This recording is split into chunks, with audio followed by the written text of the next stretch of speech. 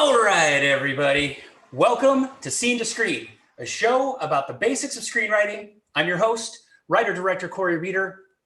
Each week, I gather a diverse panel of TV staff writers, showrunners, screenwriters, and producers currently working in the industry. This week, we've got something special, though. We'll discuss that in a minute.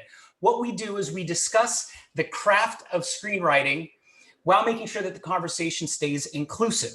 So, if you are trying to break into the industry, if you're dreaming of walking the red carpet, if all you want is statues and adulation for your creative mind, this is the place for you to learn how to do all of that.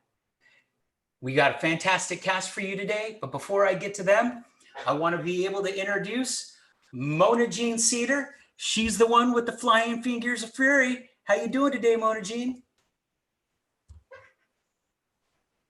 Good. All right. Every week I pick a sponsor for the program. No one pays me to do this. I just do it because I see it done on other TV shows. Whatever. This week, the sponsor is failure. Failure. You can't fail and win. You can't win without failing. As a screenwriter, as a writer, or any sort of creative, you've got to be willing to fail. First time I ever heard this was by Aerosmith. You've got to lose to know how to win. Once you start making it in screenwriting or any creative endeavor, you are going to face rejection. Even worse, you're going to be ghosted. People aren't going to return phone calls or emails. You're just going to be stuck out there to linger. You got to learn to deal with it and move on. You cannot get better without failing. So that being said, here we are, Fade In. Episode 6. You've written your script. Now what? New screenwriters might imagine that when they first finish their script, the first thing they're going to do is submit it to a festival, a producer, a manager, or an agent to get their story sold and then magically be whisked off to having a successful writing career. The truth is, as most of our previous panelists have already discussed, it's never that easy. Selling a screenplay, creating a show, or just earning a seat in the writer's room takes time. Time to hone your writing skills, time to build relationships, network, and have the willingness to make mistakes. Failure. Keep writing, and you have to continue learning. Even then, it can still be hard to level up. That's why this week's panelists are so amazing. Each one of them works for a different writing or creative development program that you can apply to for feedback, mentorship, and industry contacts.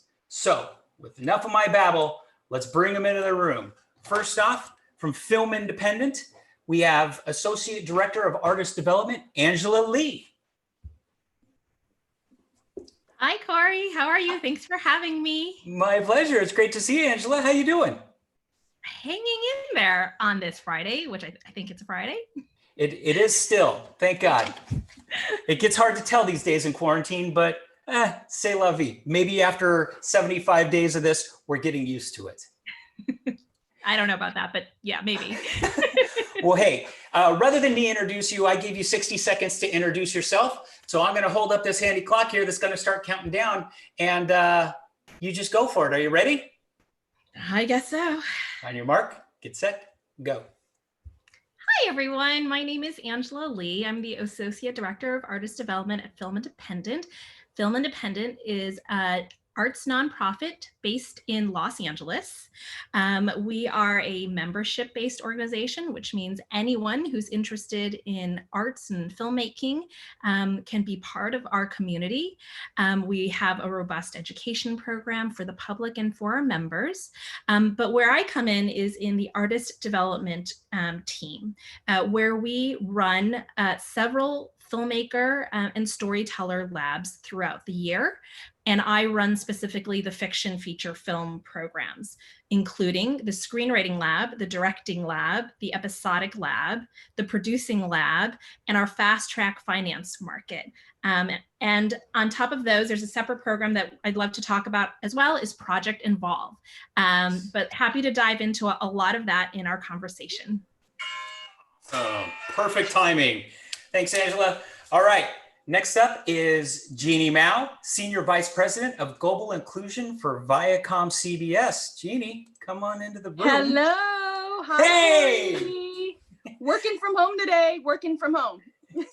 Aren't we all? Wah, wah, wah. Thank you for having me.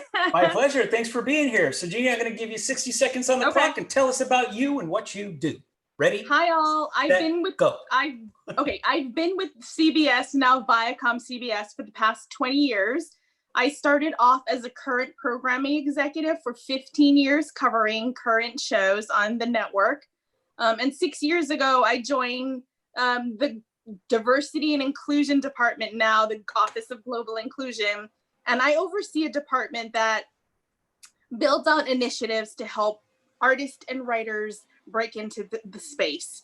I run a writers program. I run a directors program. We also oversee a comedy showcase every year. And most recently, I now oversee the Nickelodeon Writers and Artists program. All these programs are very robust.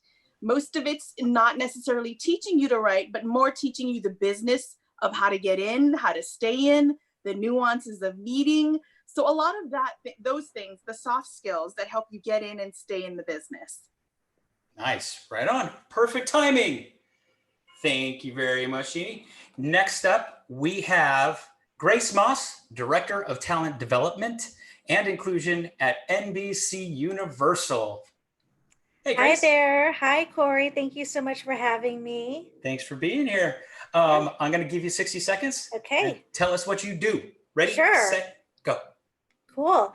So I lead the talent development and inclusion team at NBC, and we are essentially the diversity arm of the programming team. And so we work hand in hand with our creative executives in current programming and development to identify the country's best emerging talent, writers, directors, actors, hosts. I specifically oversee all the writer-director programs. We've got Writers on the Verge, which is our general sort of scripted TV program, which has been around for 15 years this year. And then we have a comedy writers program called the Late Night Writers Workshop, which is going into its 8th year. And then we have 3 directors programs as well, which I'm sure we'll talk about later on. I have been in this department for over 7 years. Previous to that, I was a development executive at the Style Network, which is a women's lifestyle network with Comcast. And previous to that, I was a reality producer director. Nice.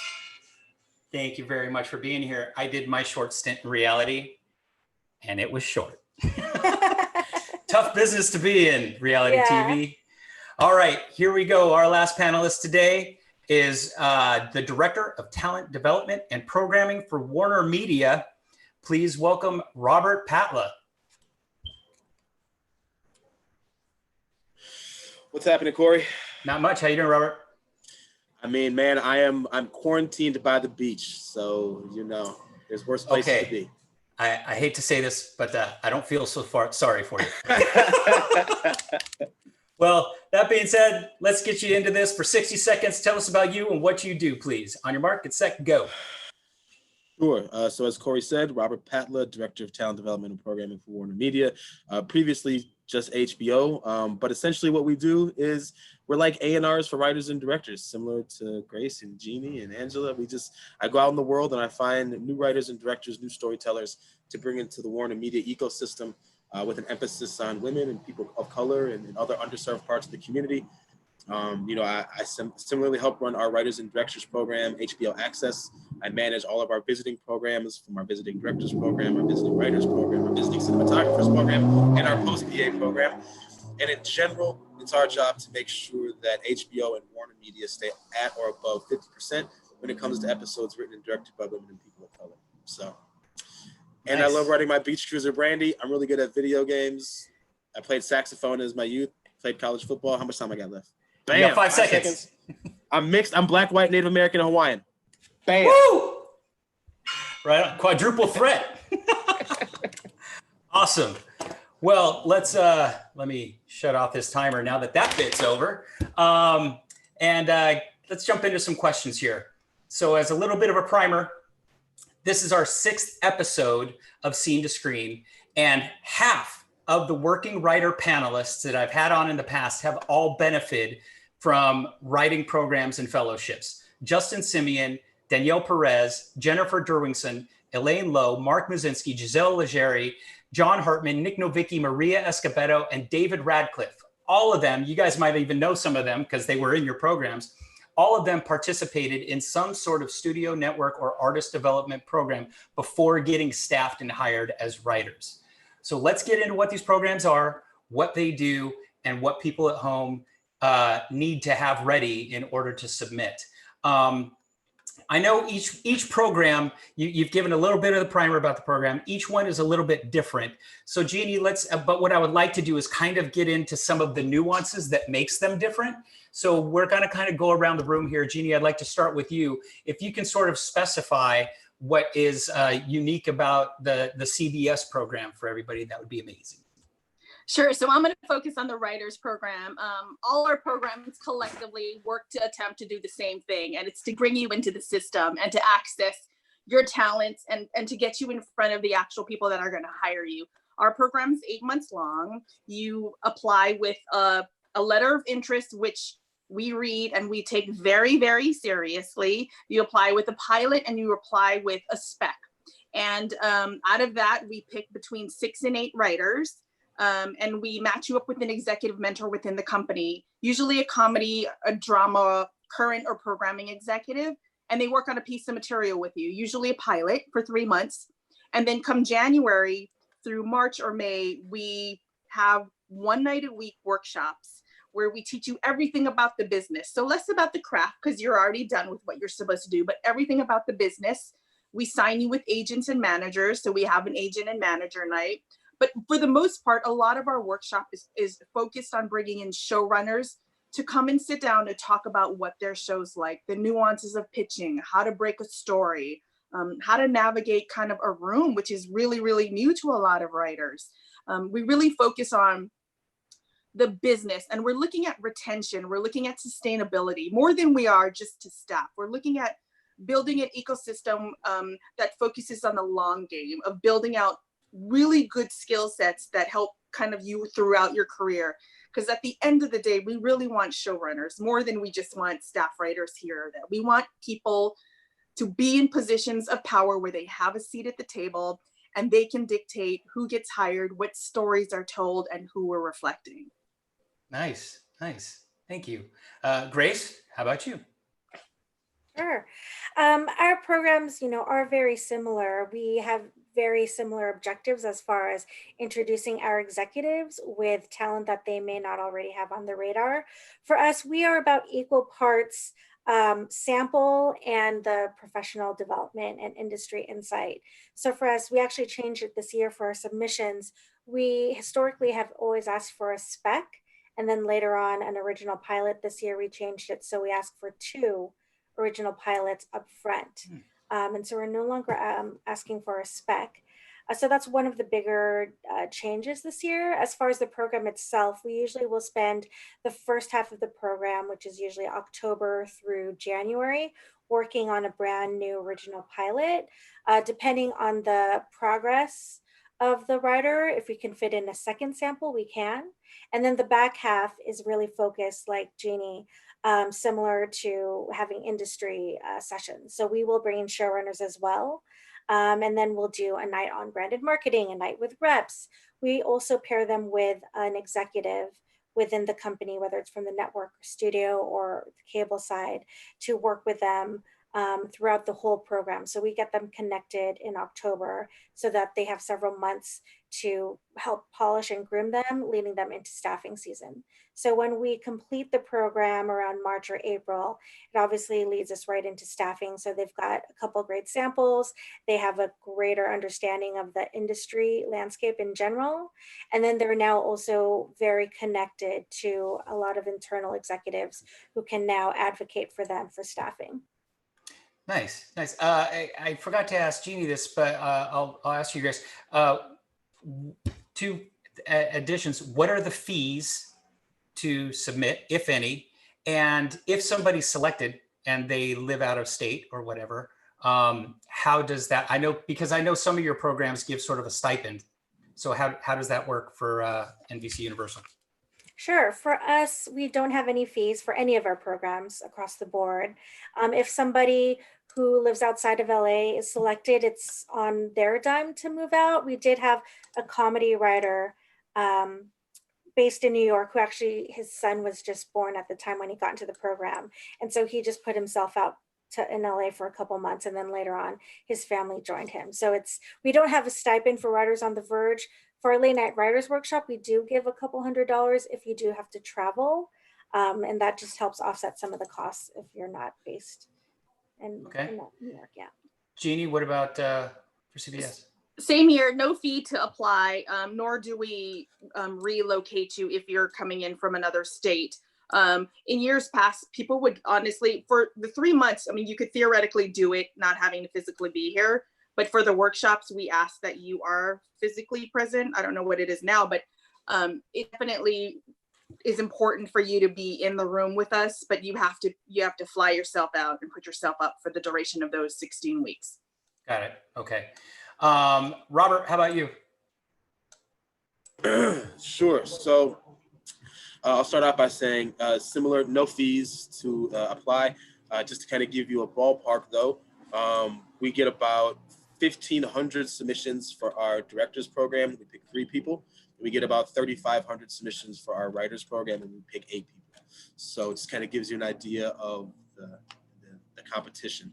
I'll say that, and just in terms of kind of cushioning the economic barrier, we do provide a $5,000 stipend to people who get into our program, just to kind of ease if there's any sort of relocation cost, or just whatever you want to do with $5,000.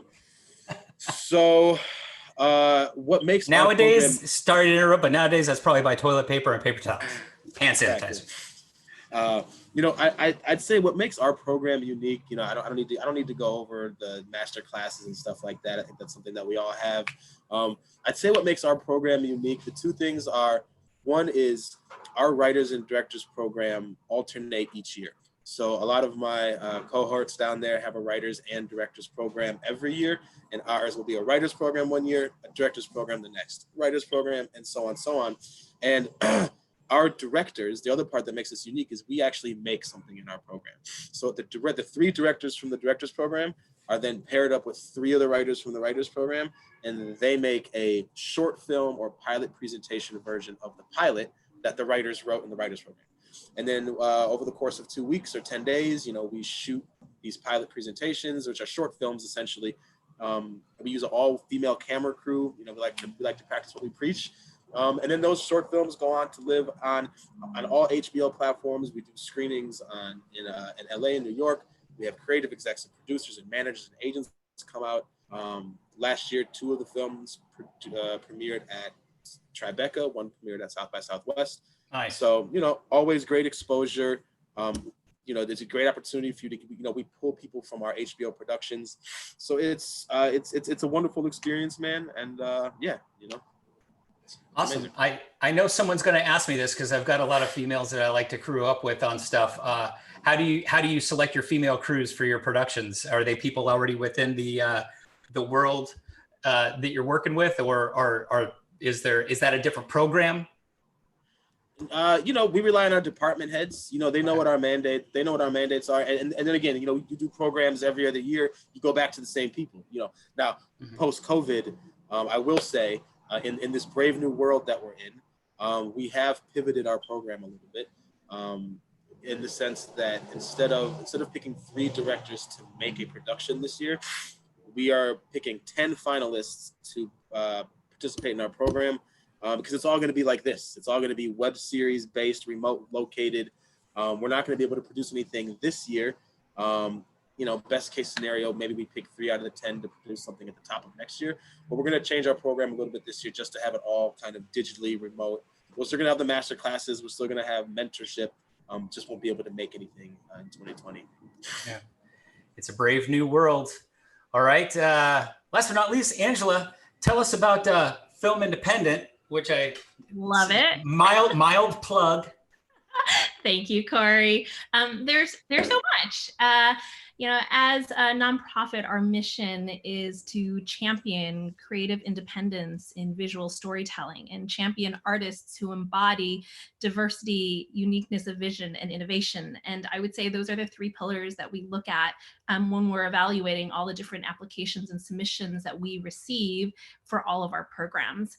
And because we have so many different programs, I'll probably focus on three.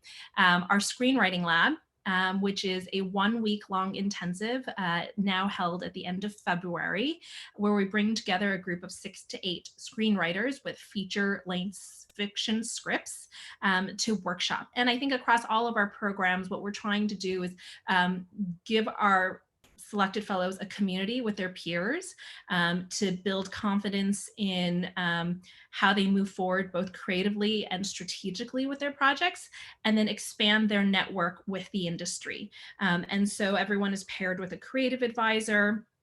We workshop pitches, there are case study conversations, and then there's an industry connect afterwards.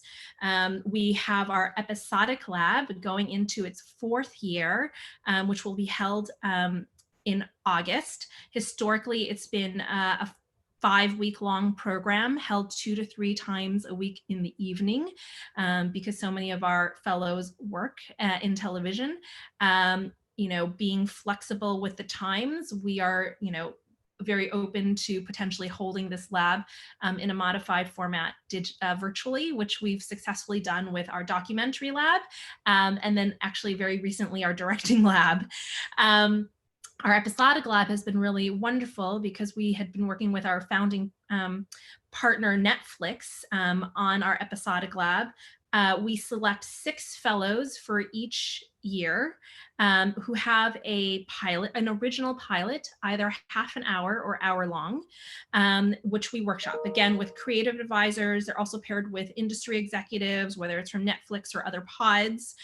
We work extensively on their pitching and we talk about the business because especially in the episodic space, you know, it's just as important to understand the landscape of what's selling as it is to have an incredibly original pilot.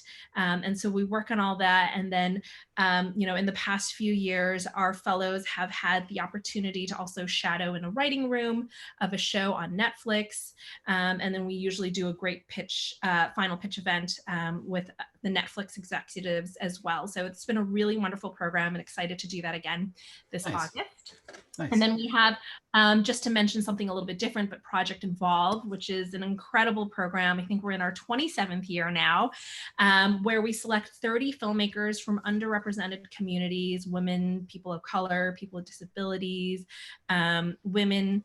And unlike the other programs that I run directly, screenwriting and episodic, it is not project specific. It is based on the track that you want to pursue. So as a writer, as a director, or as a writer-director. Other tracks that we support as well include cinematography, editing, and there's even an executive track because we really recognize the importance of diversifying our gatekeepers. And this group of 30 filmmakers come together and have made 6 to 7 high production valued shorts as part of this 9-month-long program. In addition, there are masterclasses and mentorship opportunities, but the show, I think the piece de resistance of the program really is creating these incredible shorts, which you had mentioned, I think earlier, Justin Simeon had gone through our program and made something really wonderful. Terrence Nance has done it. And I'm so sorry, I should be spelling names, apologies. Marvin Lemus, Lemus, and Linda Yvette Chavez, Chavez. They were in different years of Project Involve, but we introduced them and they created this beautiful show called Hentified, which just got picked up for a 2nd season on Netflix, which we're super excited about because out of all the community, the robust community in the Project Involve program is really exciting. And there are also so many different fellowships that, you know, that we've offered through Project Involve, applications which are open, but one of the ones is, you know, we have a partnership with Easter Seals, and this is going on its 2nd year that we would love to bring in someone with a disability to participate in the program. We've had partnerships with HBO and lots of other different great partners who support this really incredible program. So I think applications are open, project involved. So definitely check it out. Spoiler alert for anybody watching, but we are going to have Linda Yvette Chavez, Justin Simeon, and Ryan O'Connell on our finale episode, which is going to be pretty dope. I'm kind of excited about that. Let's see. One of the things Angela mentioned, which is a question I had a little bit further down the line, but I'd like to just touch on this to see if there's any like defining that needs to be stated here, which is, most people, when you're talking about diversity, people think of race, gender, sexual identity, things like that. I was watching a panel discussion that I believe Grace was having, and she mentioned how one of the people that submitted to their program and wound up getting in was, I think it was a white woman, but she was homeless. So she had her own story, which sort of was something that you considered. So I'm just wondering, how should the audience watching right now sort of define or understand and define what you guys mean by diversity, in case there's anything beyond what standard culture right now has come to understand that diversity and inclusion means? Sure. I mean, I'll just start. For us, we're looking for diversity of life experience, and like you mentioned, she was a white woman who went to law school, but she had this life before that where she was obviously going through these extraordinary circumstances that not everybody in this world has come through. And so I think that's what we're looking for. And even the folks that we have now, we have another non-diverse woman in the current class of writers on the Verge, who just, for her, she's had a previous life as a novelist and, is a little bit older than some of her contemporaries, let's say. And so we're just looking at the different perspectives that they could bring into the room, and not just another, somebody in their 20s who has a great sample.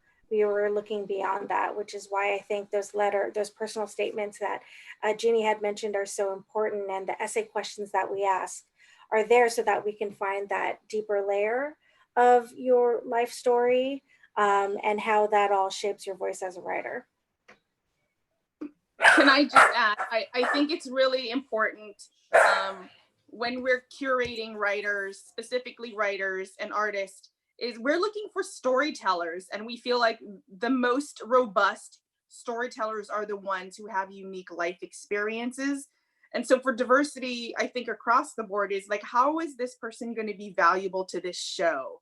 And if they come with a bucket full of stories and ideas, whether it be from their experience or from a different perspective based on where they grew up or what they do or whatever skill set they have, I think it's very alluring and romantic to any showrunner to know that this person is different and comes with we're looking for story people who can bring, at the level that you're staffing at, all we need is, we really need storytellers, and so stories and ideas and perspectives are really, really important. And I think that's why collectively across all these programs, you can have a good sample, you can come from a really good university, whatever that is. But if you don't have that other stuff, which is what we're trying to figure out, it's hard to make it. It's hard to make it because they're a dime a dozen. So we're looking for those really special, talented people who have unique voices. Fair enough. Let's see, Robert. So like submitting to HBO or Disney, Sundance, Universal, anything like that can seem like a dream job or opportunity, but it can also be really intimidating for new writers that are trying to be discovered. So besides having polished scripts that they're going to submit, what other things should people be ready or be working on now to prepare when they submit for these programs, for your program? And also, because a lot of, I think, good writers have a particular voice what is the appropriate tone for things outside of a screenplay, for like either an artist statement or a bio or even a cover letter? Can they kind of be like, hey, it's me? Or is professionalism the way to go with all of that outside stuff? Sure. So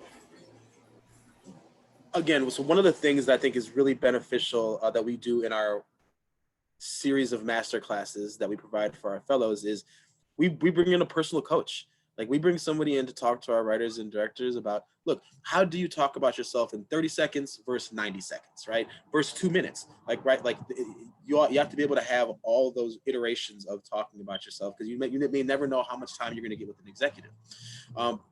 So it's from that to body language, posture, eye contact, not using the word like 50 times. I mean, there's little things like this that you could have a great short film, but when you get in the room with us, you can kill your opportunity. I mean, I can't tell you how many times, like, the film has been good, but the content creator isn't coachable, can't take notes, doesn't play well with others, doesn't respect other people's points of view. Like, these are all things that we find in our interview process after we think, like, you get to a certain point based on merit of the piece, but then we got to do our crazy check.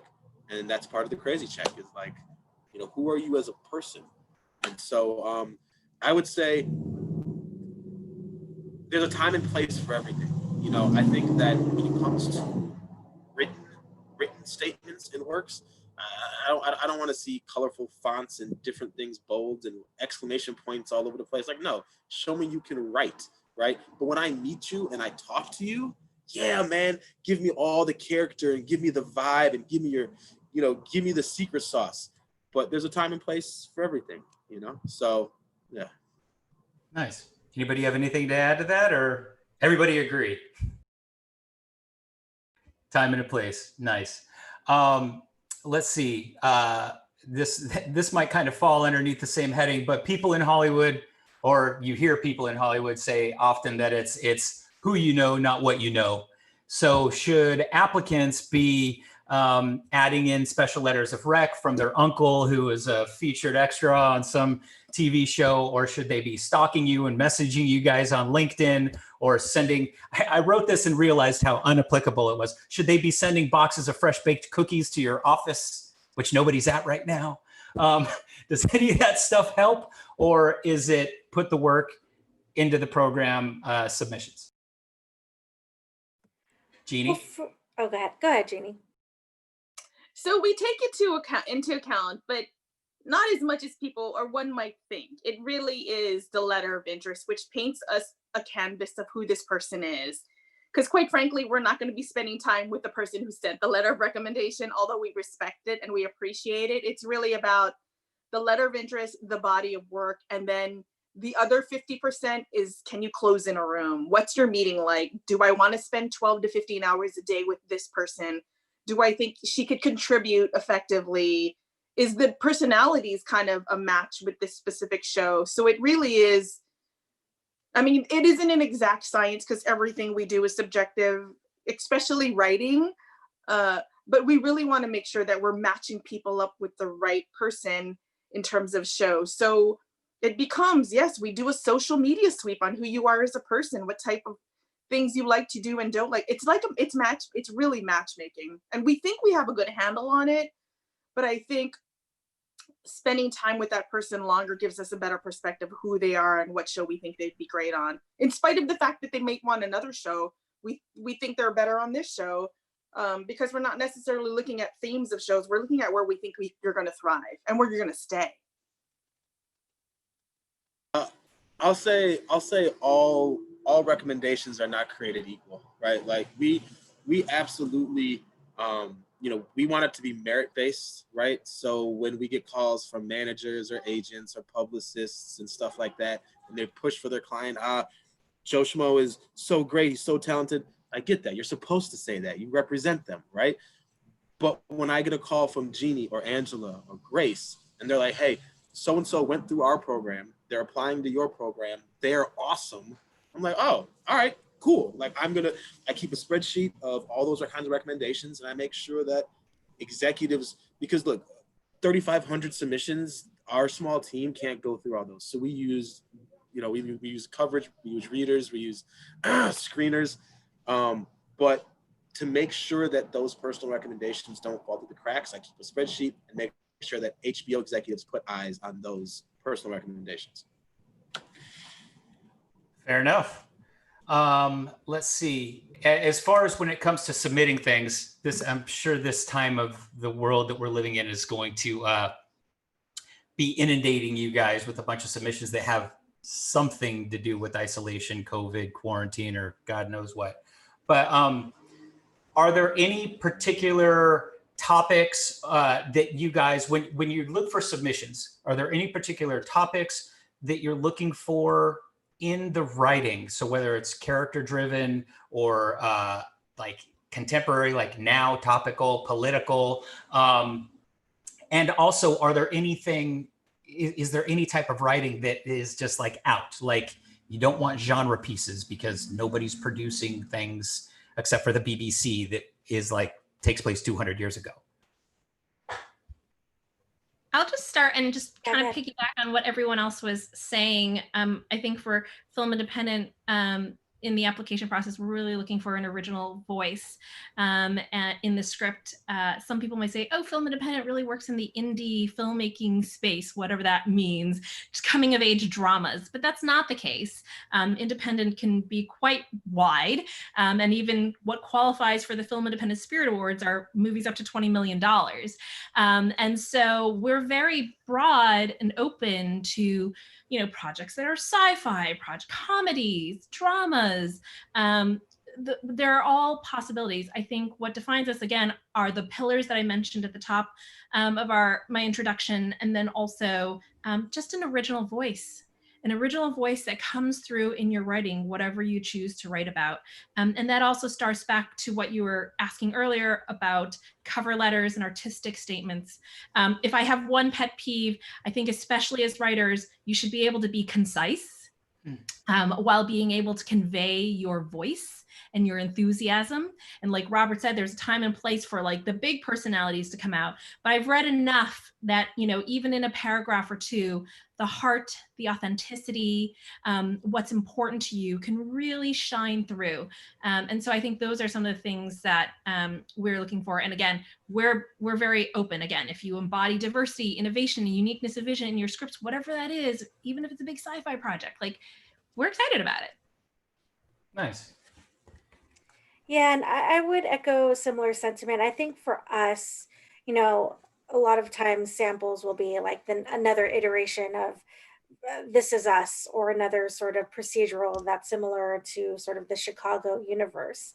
And I think what we're looking for are really for writers to take big swings, and we're looking for those memorable scripts that stand out, because we get so many thousands of samples, across our desks every year. We want to be able to remember those scripts. Kelly Edwards from Robert's team had mentioned this Amish Rumspringa. I don't know if you remember it, Robert, but it was a comedy sample that was sort of like outside the box of this Amish sort of character. And that's something, this was from a couple of years ago. So it's like, you want to find those scripts that are really memorable and buzzworthy, where the writer's taking big swings, versus just another sort of safe workplace comedy or another sort of clue trail procedural. Like, that's great, and it shows that you have that basic skill set. But I think all of us are looking for somebody a little bit beyond that has a really unique perspective and can blend that into this, whether it's procedural or comedy, seamlessly. So that's what we're looking for. Nice. Just real quick, shout out to Grace Moss for Kelly Edwards on Robert Patla's team, and not Kelly Edwards, Robert Patla's boss. I am going to say, so just real quick, two-prong answer. One is know your audience, right? So you have great examples here. You have like a premium whatever, HBO, you got network, and then you got indie, right? So you're not gonna take the same thing to me. What's right for HBO is probably too dark, pretty, sexy, edgy for NBCUniversal, right? What's super niche and indie for Angela is probably Like we're not touching that, right? And then like, so it's know your audience. Like don't bring me family, cuddly blue skies. That's not what we do. Just like, you know, Angela doesn't want to see the next Chicago series, right? Like it's, so know your audience is what I can say first. But second of all, for us, for HBO and Warner Media, it's character. Like that's what I tell people all the time. Like we will invest in a creator and a character more so than a story and a world, right? Like you can come in and talk about how the bus system works in your post-apocalyptic society, which is great. And I'm glad you figured out what happens in season 8, but I want to know, what character am I tuning in every week for? Who do I care about? Who do I love? Who do I hate? Who am I rooting for? Who do I want to see fail? Like these are all emotions that a good character will invoke. And if I don't have that, then like, what are we really talking about here? And then why are you the right person to tell this story? So that's typically kind of like the ethos of where we go when we talk about characters and content creators. Nice. All right. Thanks. I just want to say, everybody that's watching live on YouTube right now, if you'd like to, you can go ahead and type in a question in the comments. We're coming up to the audience question section, and feel free to ask anybody on our panel any questions. Just to run through it really quick again, we have Angela Lee, the Associate Director of Artist Development for Film Independent. We have Jeanne Mau, Senior Vice President of Global Inclusion for ViacomCBS. Grace Moss, Director of Talent Development and Inclusion at NBCUniversal, and Robert Petla, Director of Talent Development and Programming for Warner Media. So I've got a couple more questions before we jump into audience stuff. As far as candidates go, you know, we've talked about a lot about like personalities and the type of work that you're looking for from them. Is it better for a candidate to be a singular of purpose if they're submitting to the writing program, they just want to write? Or is it better to have somebody that's a multi-hyphenate writer, director, actor? If you are a multi-hyphenate, should you represent as a singular person? Is there any sort of, does that sway anything when it gets into your programs, Jeanne? I have a personal opinion on, I think when you're starting out and you're emerging from something outside and wanting to come inside, I think it's easier for me if you have a specific lane that we can pursue strategically and focus on that for now. And if you want to go direct or you want to act later on when you're at a position to be able to do all those other 3 or 2 things, I think it's great to examine that. But I think strategically, if you get in a room and you tell a showrunner that I'm a writer, producer, director, and I want to do this, this, and this, and this, she's not going to care. What she's going to care about is what you can bring to the table in terms of servicing her show. So I think as an emerging writer, and these are not new writers, as writers who have the experience but don't have the access, if you can focus on that one thing and it's to get staffed, to get yourself into the system, I think it's an easier sell on my part to sell you to a show. That's just kind of my philosophy. And I think it's worked effectively when we can focus on something and drive you there with the entire car filled with you as just a writer now. Nice. Grace, anything to add, or Angela? I totally agree. You know, I think it is tough because in this day and age, everybody seems to be a multi-hyphenate, which is good because we do have to sort of hustle and just create content.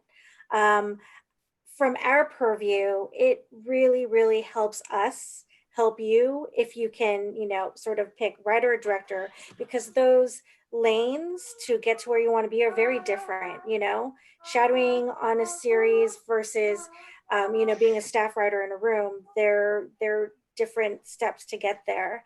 And I think it just helps us when we see that you're 100% on board with, say, being a writer versus you're sort of like dabbling in writing and then dabbling in directing versus 110% committed one way or the other. Okay. I think for Film Independent, I think we're open.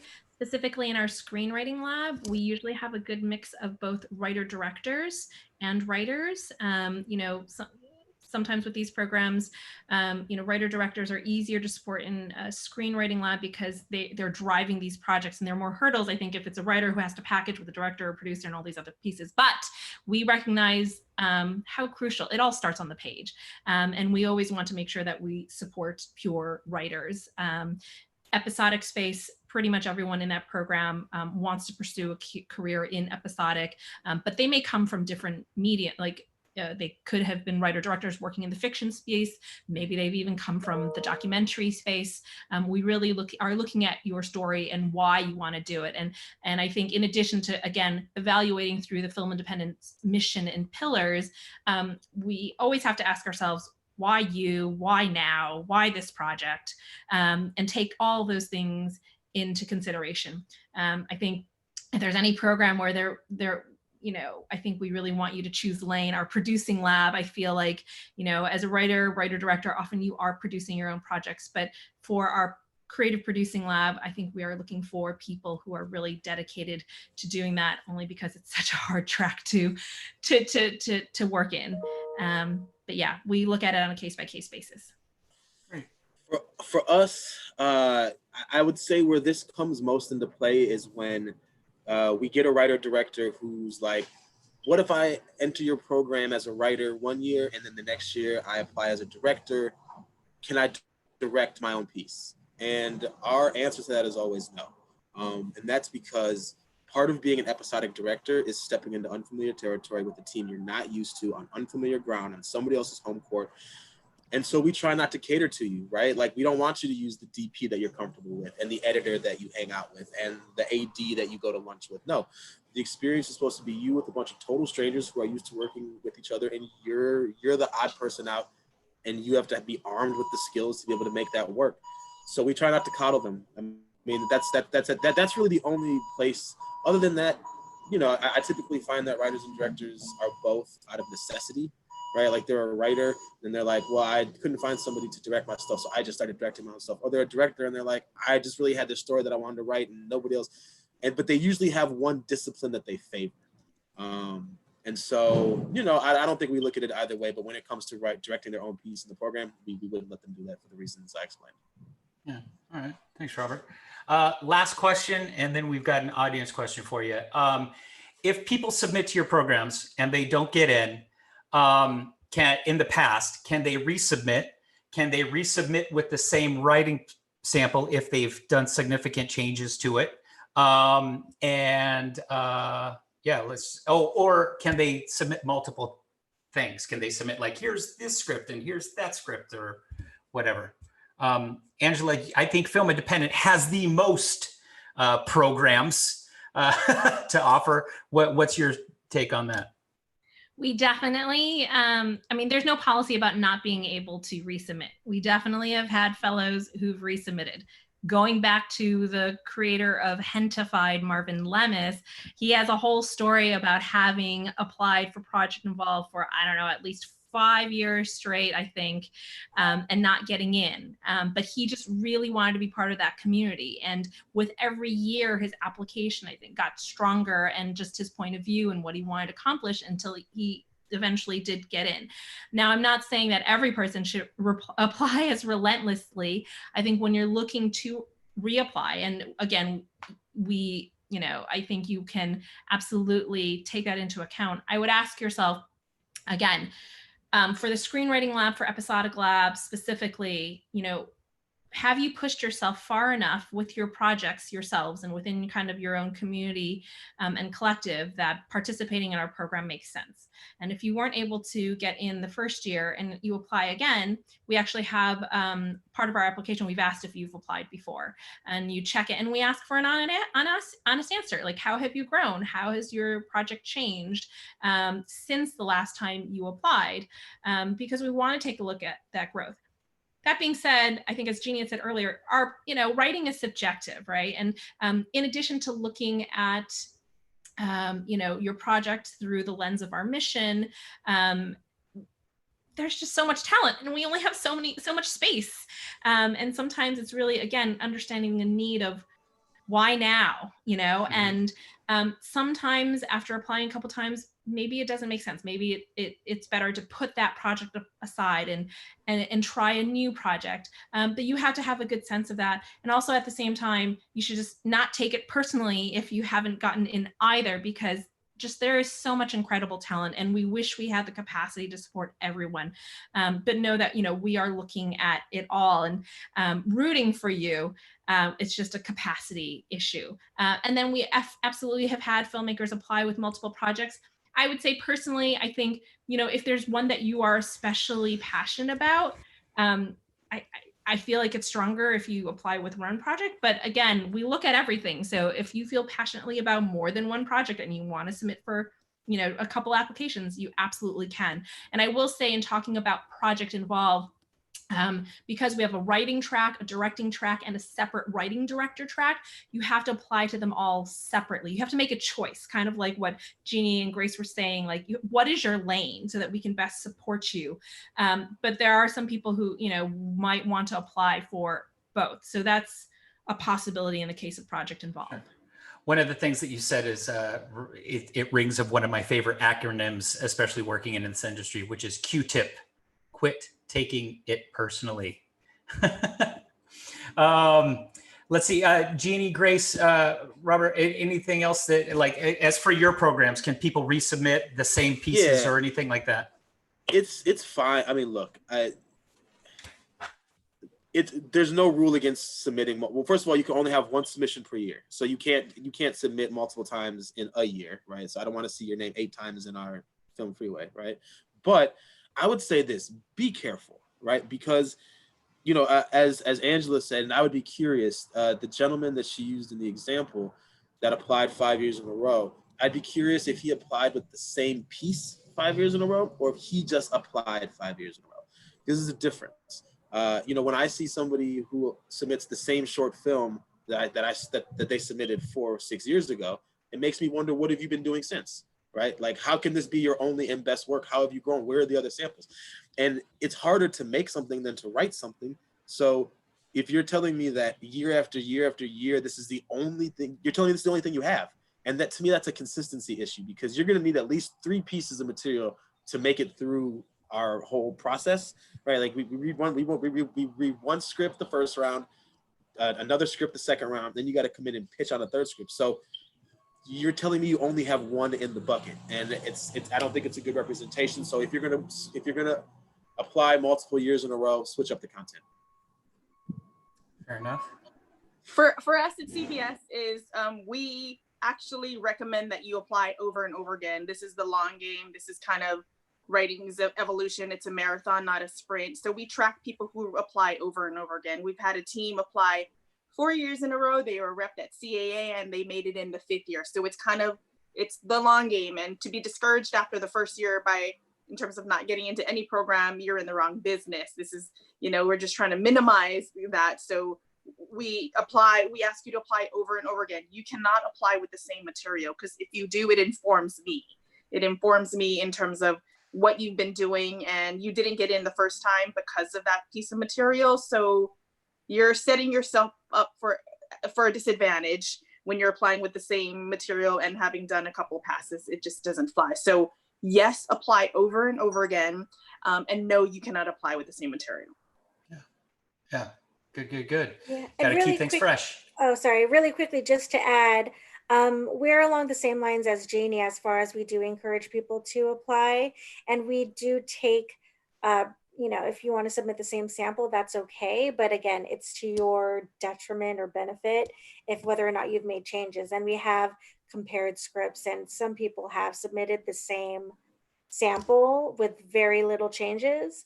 But then there are those who have made notable changes, and the script was great, and we were able to move them forward. The only other thing I would add is that we actually track your scores, and if somebody's on the bubble and we see that they've applied before, we'll look back at previous years to see what their scores have been, and if there's an improvement, then we will have them move on to the next round. So that's something that we also do.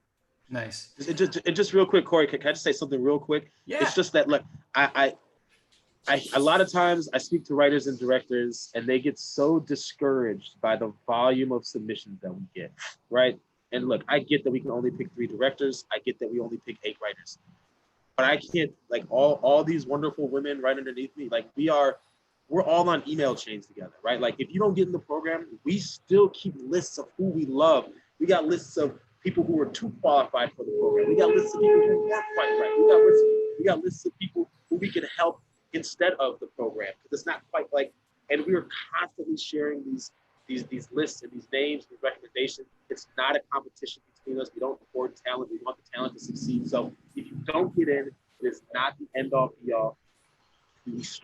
You're on our radar. We know about you. You're in our system. It's the long game, like Jeannie said. But don't get discouraged and think that there are no opportunities just because you didn't make the final three.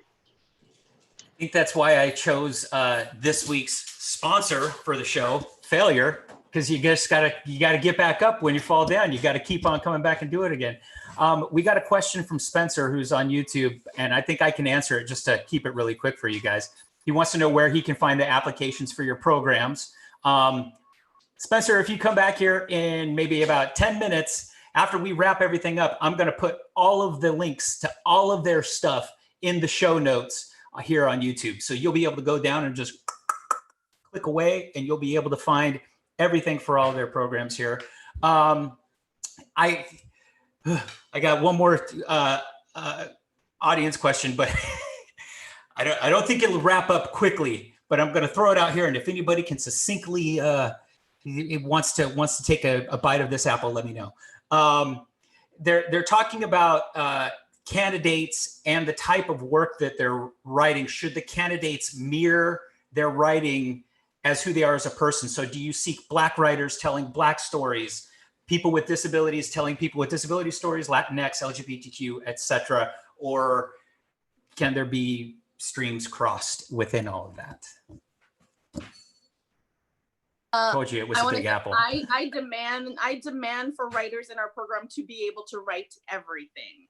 So if it's specific to your life experience, we love that and celebrate that. But I'm going to expect you, as said Black writer, to be able to write something that isn't a Black-centric story. So absolutely, we want writers to be versatile, because chances are the rooms they're going to be in might be different from what they write sensibility-wise. So yes, absolutely, write what you love and know, but also be able to write what you may not necessarily write or know in terms of your experience. We absolutely need people that can do more than what they think they can do. Cool. All right. Well, with that, let's get into the wrap-up segment, which I do every week. It's called The Good, The Bad, and The Shameless. The good is, can you suggest a good learning resource for writers to continue to up their game? The bad is a common mistake inexperienced writers make, or maybe a common mistake that people make when they submit to your all's programs. And the shameless is just what have you been doing during quarantine to take your mind off of being stuck in your house? Like what's your blow off some steam, have some fun, whatever moment. Let's see. Eeny, meeny, miny, mo. Angela, would you like to lead us off on this? What is your good, your bad, and your shameless? I don't know. I was thinking about the good. I'm trying to think. I mean, it's just continuing to work on your craft, and putting together a really passion-driven, artistic statement for your application to us. Like it doesn't matter how many accolades you've had. You don't have to have gone through won competitions or been supported by other organizations. We're just looking for a wonderful voice and just a unique, original perspective. So I just say keep plugging away on that. I already mentioned my pet peeve earlier: be concise, show your personality. I think, as briefly as you can. And let's see, my vice, I just managed to snag a Switch over the weekend and I am playing Animal Crossing. There you go. Nice. Brief anecdote about being concise. I'm part of many screenwriter groups online, and one of them posted a video that was 8 minutes long on how to bind a script with brads, which I was 8 minutes. I'll never get that time in my life back. Jeannie, how about you? Can you tell me what your good, your bad, and your shameless is? So it's gonna all merge together. My good, the good is, I think, once again, I want to reiterate that this is the long game. I think in your writing, character has to drive everything. So where it's set, who's involved, that's just the wallpaper. Those are just aesthetics. If the character doesn't, if it doesn't drive the character story along, then you don't necessarily need it. So don't be precious about all that stuff. The other thing I would say is practice your interviews, practice it in front of a camera, practice it in front of other people. Feedback is the key to your success, and to be open to feedback is a lovely thing, and it makes you a better writer. It makes you a better storyteller. And I think it's so constructive, especially in a space of writing and storytelling. And then the thing that I'm doing in quarantine is I'm gonna try and make pretzels today. Nice. Oh, shoot. Uh-oh. We lost you, Cory. Hold on for a second.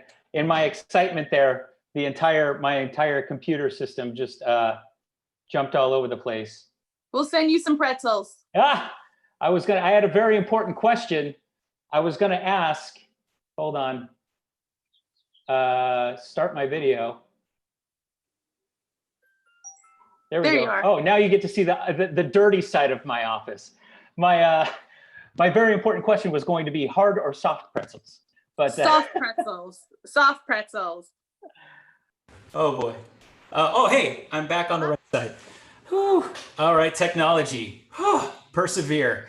Robert, how about you? What's your good, bad, and shameless, my friends? Sure. My good is, so there's a book that we give to each one of our writers when you become a writer fellow. It's called People Patterns. So I would suggest if you're a writer, go out and pick that up.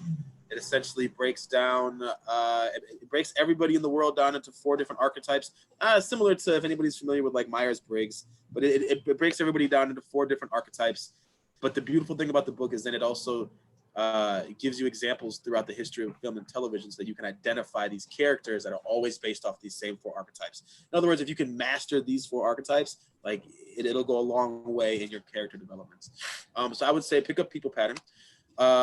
Good, bad. The bad is, man, I see so many young writers who write from the outside in, and I tell people to write from the inside out, right? So instead of creating a world and all these rules and whatever, and then trying to build and then make characters that fit in that world, build compelling characters, and you can put them anywhere, right? So start small with the characters and build out.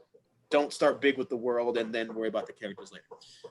And my whatever shameless, I'm with Angela, man. I'm a gamer, so NBA 2K. I just picked up Neo 2, so I play with one of my old friends from back in Milwaukee, my childhood friend. We used to play when we had dial-up modems on Net Zero, and now Nice. technology. So. Nice, right on. Thank you, Robert. And Jeannie, take us home. Grace, take us home. What's your good, what's your bad, and what's your shameless? My good, this is a podcast that I was turned on to several years ago. It's called Children of Tendu, Tendu. I Nice. love it. It was when I was sort of transitioning from unscripted to scripted, and it just gives a wonderful lay of the land. And every episode is a different sort of theme, whether it's like the hierarchy of the writer's room and working your way up the staff writer role to the producer role to the EP role. And it's done by these 2 Latino showrunners who are amazing. And it's very funny and easy to digest. So the good is Children of Tendu podcast. My bad, I would say the one thing that I would advise writers to do if you're having a general meeting or an interview with one of us is to be very intentional with these meetings. So if we're asking you, so where did you grow up, or what are you watching these days? Find a way to connect it back to how that has impacted your writing, whether it's, you're a child of immigrants or you grew up in a all, white suburb of the Midwest. How does that connect back to your writing?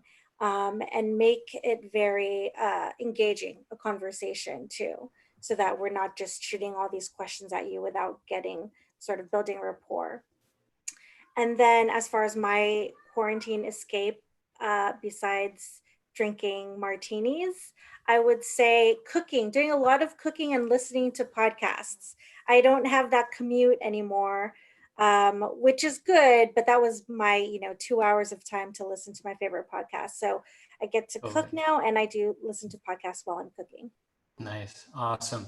Well, I want to thank all you guys. I'm going to shout out some other thanks and then we'll wrap everything up. I want to thank David Zimmerman from Performing Arts Studio West.